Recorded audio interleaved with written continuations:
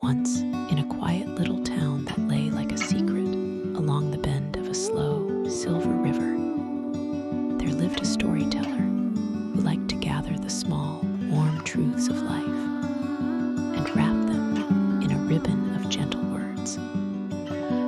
If you will make yourself comfortable now, let the blankets and the cushions and the hush of your room become a harbor for your thoughts. Then I will take you by the hand and lead you out of the bright commotion of the day and into a softer world. We will walk together, slowly, down lantern-lit lanes of imagination and sit for a while in the glow of 1,000 small wonders. There is something tender about the hour when stories become pillows for the mind. You might feel the weight of your eyelids change as you listen, like shutters closing to keep only the kindest light inside.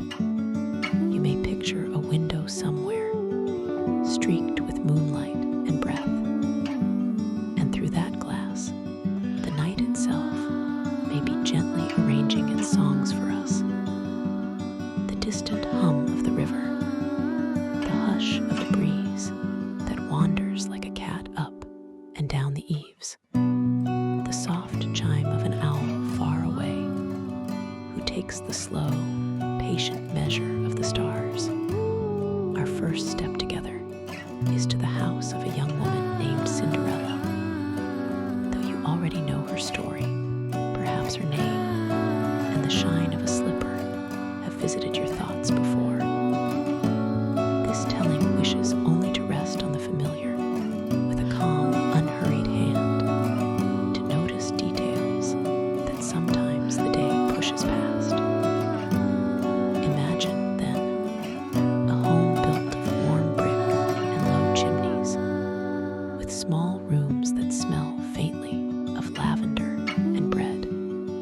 A gentleman lived there, a man of gentle habit. He had married a proud woman whose footsteps seemed to click like a metronome in the rooms she owned with her manner. She came into the house bearing with her a carriage of expectation, and along with her, 2 daughters whose fine clothes were like flags announcing their place in the world.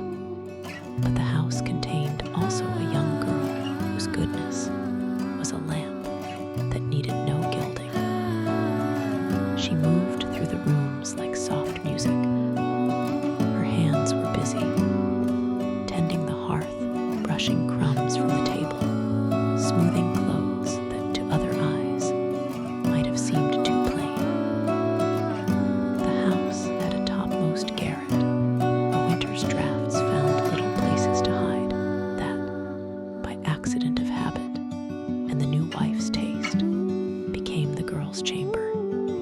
A straw bed and a small window that watched only the sky made a quiet kingdom for one who had learned to carry her heart with steady, patient care. Even now, seated by a hearth, imagine how she might press a little hand to a warm cup and look out toward the garden. From there, she would watch birds come and go with the same easy kindness she kept for all creatures.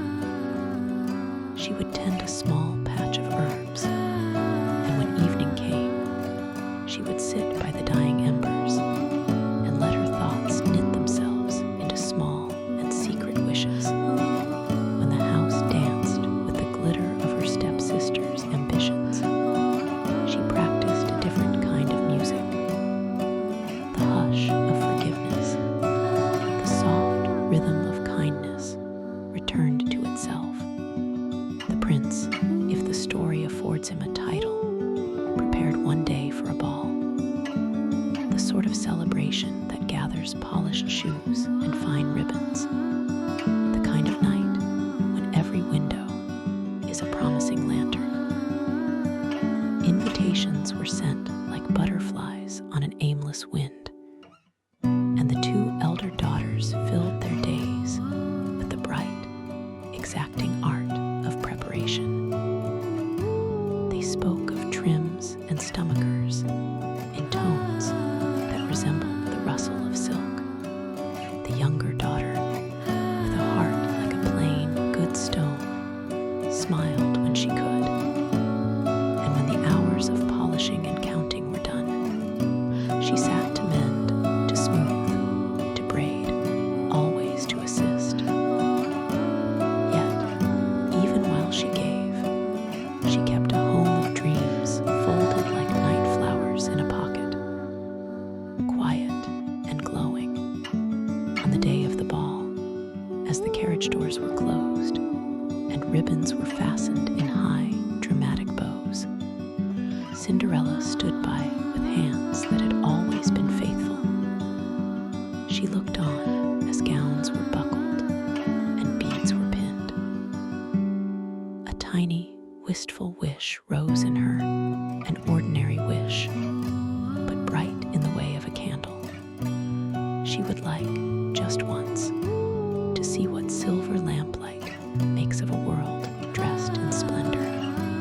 If she let that wish breathe, it might be mistaken for vain longing. She kept it tucked under the steady beat of her ordinary life, in the quiet pocket where a kind heart keeps its small, unhurried hope. Tears walked her cheeks. She did not call attention to them. She sat low by the hearth where cinders make a soft, gray company. There was a sort of gentle dignity in the way she accepted the smallness of her place. That evening, as the carriage wheels hummed by, she watched from a little pane of glass until the last glimmers of silks had vanished down the street. She let the silence land on her like a small feather. Then, as if moonlight itself had decided to be generous, an old woman came beside her. This old woman had wrinkles like the rings of a tree, and eyes that had learned how to keep gentle secrets. In time, of course, one would learn she was not simply an old woman, but a kind of guardian. And you can allow your heart to recognize those who arrive in our lives when we need them most. Why do you cry? She asked, only because tears tell a story sooner than wise words. Cinderella, speaking in the simple, clear voice of someone who has known the particular pain of being overlooked, said, I wish I could go.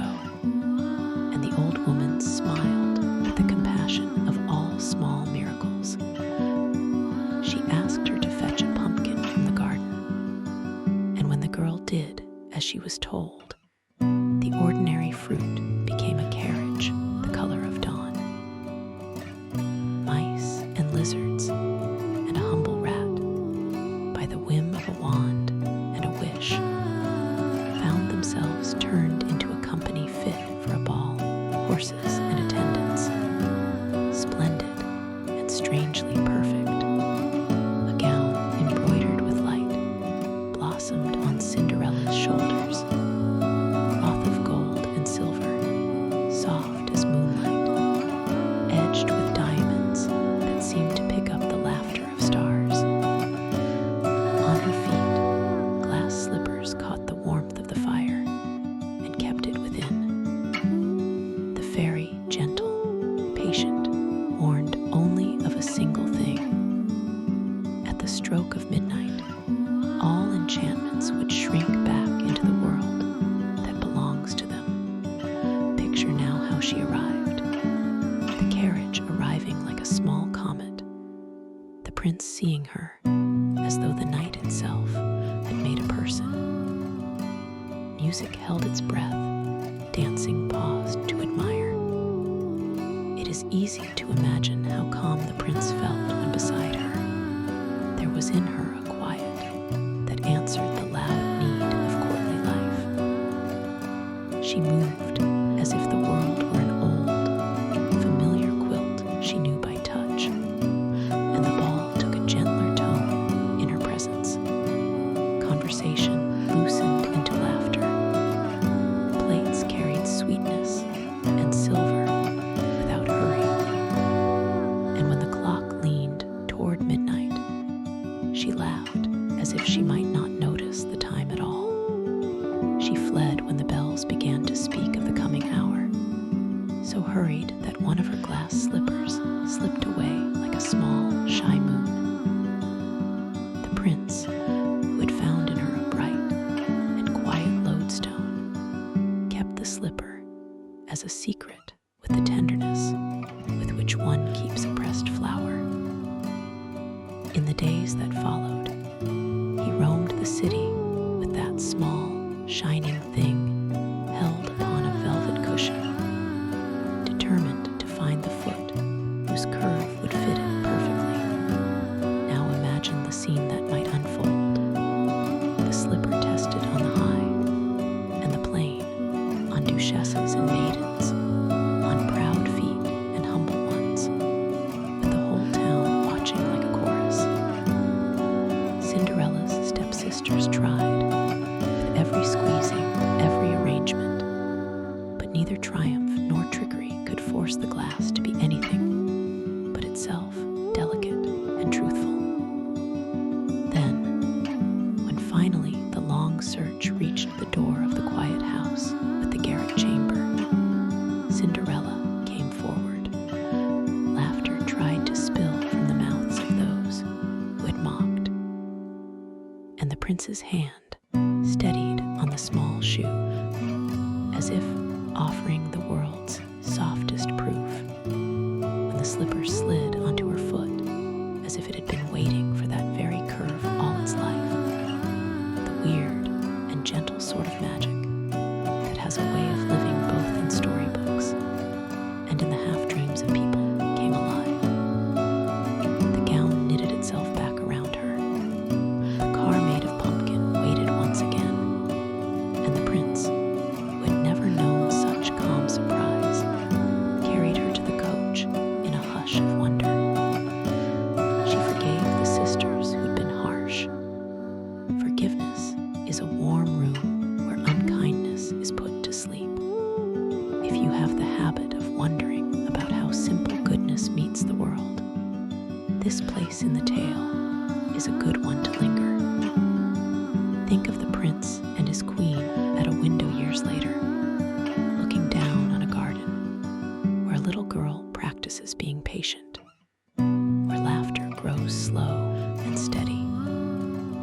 They lived a life not of trumpet blasts alone, but of afternoons that smelled of tea and bread.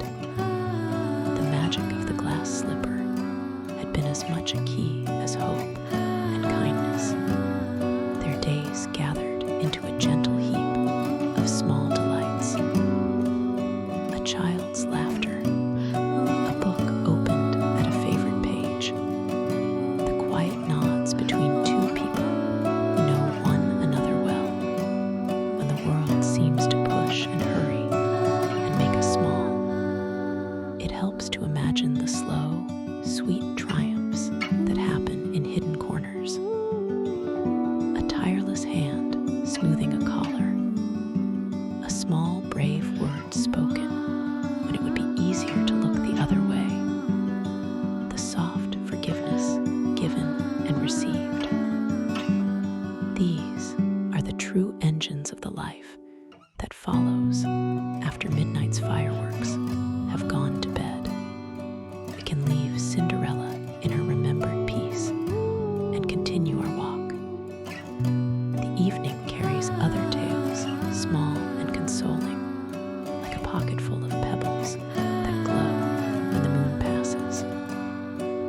One such quiet story belongs to a little girl named Fanny, who loved the sound of the telephone. She watched her mother speak into that little mouthpiece and felt that small, strange magic that lets you have ice cream luncheon arrive, as if by kindness from far away. Years later, Many homes would have their own lines and wires, and little voices traveling on invisible threads. But at that time, to place your own horn upon a wall and to press your ear to it meant making neighborhood into a map. Fanny's father, who was practical and kind, hung a horn in a corner for her. She made her orders, peppermints for herself, a pair of doll shoes, a bunch of pansies for her mother, and a bicycle for her father. And the house answered like a patient friend. Packages arrived as if the world itself were a courteous servant. This, too, is a gentle kind of enchantment, wanting and asking and finding that you are listened to. Fanny's gratitude warmed the room in a way not unlike a soft hearth. Think of how much of our lives are made of small satisfactions that arrive because someone listens. The pleasure of a child who is given what she asked for, like a soft note struck on a bell, lingers and builds a quiet ledger of trust. Later in the evening, when the rain has fallen and built the world anew, the raindrops outside the window quarrel and laugh in their own small ways. The raindrops, that is, in a little poem our storyteller loved, complained of their gray garments until the sun sent them new dresses of purest white. And with this transformation, the world itself softened into music. The rhythm of rain and sun is like a pulse, reminding us everything changes, but that change can make the world more lovely. At dusk, the drops hurry to the earth, and then children awake to find the hills quieted and blanketed with snow, white as a secret letter. And the small, delighted cries that never fail to soften even the most serious faces. There are always small, compassionate surprises spread through the chapters of life. Bessie and her turkey, so tender a name, Sir Gobble teach us about promises kept in gentleness. Her uncle, who loved a kind jest, would not bring grief upon that fine bird. Instead, he christened him Sir Gobble and made him a constant, living guest. The lesson is simple and kind. Sometimes our hearts prefer a playful refusal to a harsh truth. And then there's the boy and the bee, and the sting that teaches caution. There are lessons that come with a sudden, sharp little jolt, and ones that come slowly, like soft pearls being rolled between fingers. Guy learned, and so did his mother, and the world continued to make room for both bravery and kindness. Consider, too, the story of Harry and his pet prince, the Black Prince, who learned to sit up and be patient. The dog, trained with middling pampered devotion, became an earnest friend. Training is not merely a mechanical thing. It is the long, ordinary work of trust. To teach is also to receive.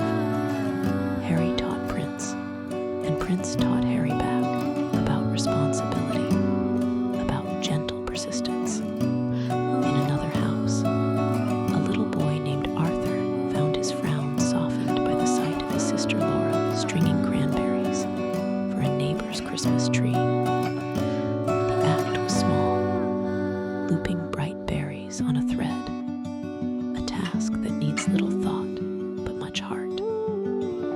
Arthur came to help without fanfare, and in that way learned that good things sometimes require hands joined simply, without ceremony. The red beads of cranberry were bright in the dullness of winter, an earnest, simple cheer. There is a peculiar tenderness in the tale of Kitty Miller, who, poor and shy, walked the street and found the weight of a gentleman's purse and chose, with a child's startled wisdom, to return it whole. Her honesty brimmed into a silver dollar, and an apple given by a man who recognized goodness when he met it. Imagine Kitty's small, shy step upon the threshold of the shop, how the apple's skin shone like a sun held in the palm of a child. That apple is, perhaps, the nicest kind of reward. A clear mirror where honesty and kindness reflect one another, far from the warm window of Kitty Street, in a place where snows gather like quiet white linen. A horse named Lady Grey learned to walk with boards on her feet, created to spread her weight along a landscape of softness. Mr. Brown and his men made snowshoes for the animal so she could go where work called. Think about that, how people improvise and solve problems with patient, earned kindness. The shape of ingenuity is not always grand. Sometimes it is a plank of wood and rope, and yet it bears the very dignity of the giver. Another small tale that waits quietly in the evening stack of stories is the one about Malmo, the white rat who was found broken and set upon a road of gentle mending. A poor man took him in and fed him, and in the evenings they would sit together and sing or read, with the small animal curling and purring in a fox of friendship and trust. There is a patient, steady dignity in nursing something back to health. When we tie a bandage and whisper to a hurt thing, we practice a love that is soft as dawn. Malmo learned gentle tricks. Sam learned the vocabulary of care. In such places, in such small exchanges, the world grows kinder. Night folds carry other little illuminations. Dinah Morris, who was thought lazy, learned to read for the sake of a pair of skates. Roger, who lost toys and was taught care by a mother who chose not to punish cruelly, but instead to teach him to polish the family library each morning. A little boy who took a stolen ride and found himself 15 miles from home and wiser for the tale. Each story marks a small turning. We are not changed by grand dramas alone. Often we are remade by very tiny decisions. A penny of courage, a second of restraint. There are evenings when a family, gathered about a parlor candle, will tell stories of odd things. Ants that carry away their eggs in long, patient lines. A procession of tiny creatures building a house that looks fit for an architect. Look at an anthill with eyes that soften, and you will see a bustling world of order and devotion. Lanes of little lives going to and fro, each with a task and a meaning. Or remember the child who made a tea party and asked a washerwoman's girl to come and found, afterward, a tenderness that brightened both their houses. Such stories are gifts passed between hands. They are small, and yet they make up the marrow of a generous life. There is a lull in this long procession of small tales and images where I would like to ask you to breathe with me. Inhale slowly, draw in a breath that travels all the way to the ribs. Hold it for a moment, as though counting small, quiet blessings. Then exhale, releasing it like the last petal of a flower.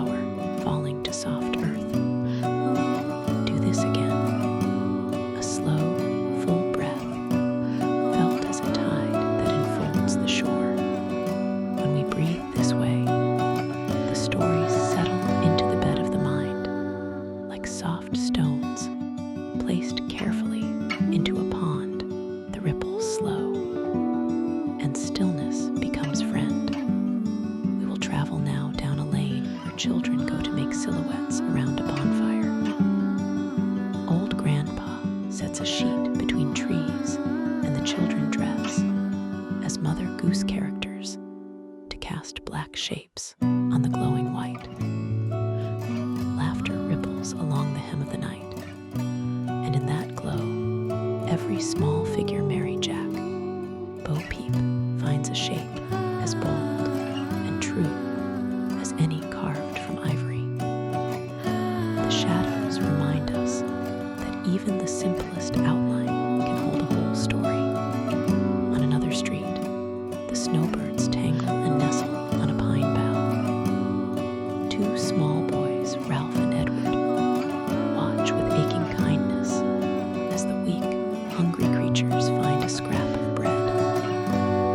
They, who can build forts and fling snow, understand that there is equal honor in feeding and in fighting. Their small hands outstretched to the birds speak louder in truth than any boast. In the quiet of giving, they learn the soft armor of compassion. Do you remember the little girl who had dolls, and after a time of being well, decided to give them away to children at a hospital? She kissed each one as a mother kisses a child and closed the box, and in so doing learned how to carry a kindness forward. What a gentle bridge this makes between the world we keep and the world we share. The small step that changes a toy into a story, a possession into an offering. There are tiny moral miracles, too. Patty, who read Bible stories and guessed what Adam's name meant morning. Baby Tom, who was given curls with a wig by sisters who had mischief in their pockets and laughter in their eyes. The foolish pug, who learned what pride will cost when mischief takes a broom to vanity.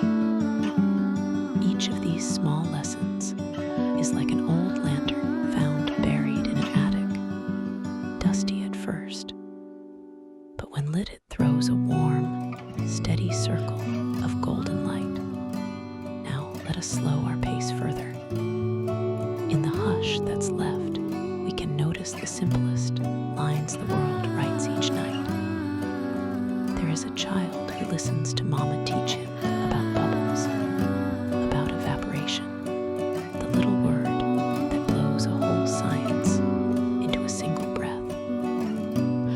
There is a family who gathers to string cranberries for a neighbor's tree, linking one bright bead to another until the garland reaches the floor. The ordinary becomes ornate when it is shared. Imagine, if you will, a small village square in the hush of winter, where two tame bears once took a walk and ate the children's lunches left in baskets. The story reads at once wry and gentle. No harm was done, and in the aftermath, lessons and laughter took positions in the mailboxes of memory. There is a kindly humor in how these things rearrange themselves, a reminder that the world is stitched with both reverence and amusement. In the days after the ball where Cinderella found her place, life included tea and quiet conversation. The prince and his bride learned how to find joy, not only in triumph, but also in the patience of each morning's small household care. Their palace had rooms that echoed with the soft, steady music of someone turning pages in the afternoon, of a kettle singing on a hearth. The grandeur of their marriage was not merely the bright ceremony, but this quieter, daily fidelity. Stories like these are good to carry to the bedside, because they are the kind that teach without making a clamor. You can tuck them beneath your pillow like a secret talisman and let them do their hushed work. And now, as our long gentle stroll through these tales nears its close, you will find the softest place to pause. There are many endings a night can choose. Some are like thunder, tremendous and sudden. But the kind we prefer now is like the slow closing of a book. Gentle fingers fold the last page. The lamp is dimmed, and the world makes itself ready for rest. I will place a few more quiet images beside you to hold until sleep comes. A child pressing his face to a window as the first snow falls, and then finding the world changed in the morning into something that looks as if angels had been sweeping. A small boy named Hiram, who bought a glass ring for his mother's hand and watched her smile as though it were the most precious jewel she had ever owned.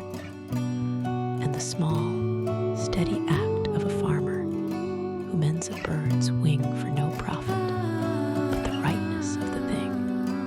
Remember, too, the old lesson that kindness, like steady rain, falls quietly but changes whole landscapes. The graciousness of a woman who forgives. The boy who returns a purse. The sister who gives her doll away. These are humble miracles. They are the soft mortar that holds a life together. If you close your eyes now and let these images float up like pale bubbles, you may see them, small lights carried on the slow breath of night. Imagine, finally, a garden at dawn. The sun lifts like a slow, golden coin across the edge of the world. Dew makes the leaves wink, each one a little mirror. Somewhere inside the house, the kettle clicks in greeting, and someone moves through a room with the steady grace of someone who knows how to make tea properly. The day that will come is simple and clear, and yet it is rich with the opportunities of kindness. You can step into it with the knowledge that small habits, faithfully kept, make for a good life. So breathe once more slowly, the kind of breath that carries a lullaby. Your heartbeat will find a rhythm that harmonizes with the hush outside. Let the last thought to rest upon be very small. Perhaps the memory of a barefoot child stomping in late summer leaves, or the look of a mother who opens a present and sees not its value, but its intention. Let that gentle image be the key that closes this book of bedtime tales. And if in the waking hours that come to you, you ever feel hurried, you may take from this hour a small, safe thing, a habit of kindness, a patient forgiveness, a quiet hope. Let them be like seeds in the pocket of your coat. And when the world grows thin and the day stretches its hands, plant one. It will grow slowly into a smile, into a hand held out, into a life that feels warmed from within. Now rest. Let your breathing round and slow like a small tide. Let the soft hush of the house gather around you like a blanket. Sleep will come, carrying dreams that wander through these stories and stitch them with gentle, secret seams. Tonight, may your rest be softly woven, the threads of it made from the kindnesses and small marvels you have heard. May you wake next to a day that asks little of you and gives much. A day where, in tiny ways, you find many reasons to keep being kind. Good night.